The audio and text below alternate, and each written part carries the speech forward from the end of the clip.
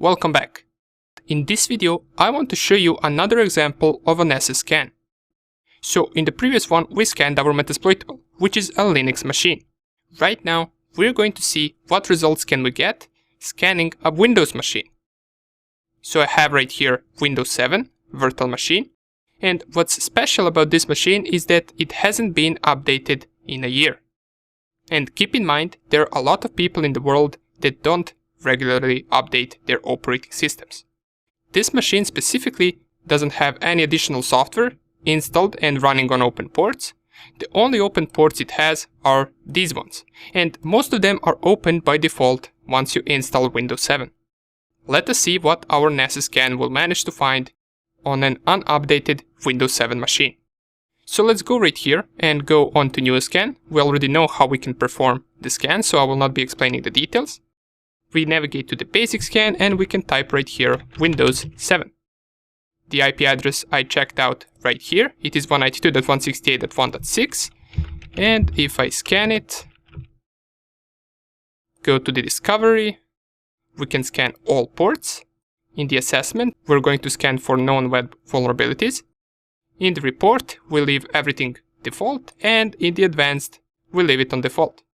I will click on save, and I will just run my scan. This will start scanning my Windows 7 machine, and in a few minutes we will receive the entire scan and all the vulnerabilities it managed to find for our Windows 7 machine. Once again, keep in mind that it doesn't have any additional software installed. I just installed an operating system and connected it to my network. Let's wait for the scan to finish, and we're going to see what it will manage to find. Okay, the scan has finished. Let us check out the results that NAS gave us. If I click on my Windows 7, we will see it managed to find 4 critical vulnerabilities and 2 high vulnerabilities. And these are the vulnerabilities it found on Windows machine that hasn't been updated. Let us check them out. If I click on this and click on Microsoft Windows multiple issues, we will see 4 critical vulnerabilities. Unsupported Windows OS. This means that the Windows has not been updated, as it says right here, is either missing a service packet or is no longer supported. This simply means it hasn't been updated in a while. As a result, it is likely to contain security vulnerabilities, and that is true. We get the MS14, which it says right here, vulnerability in channel could allow remote code execution, uncredentialed check.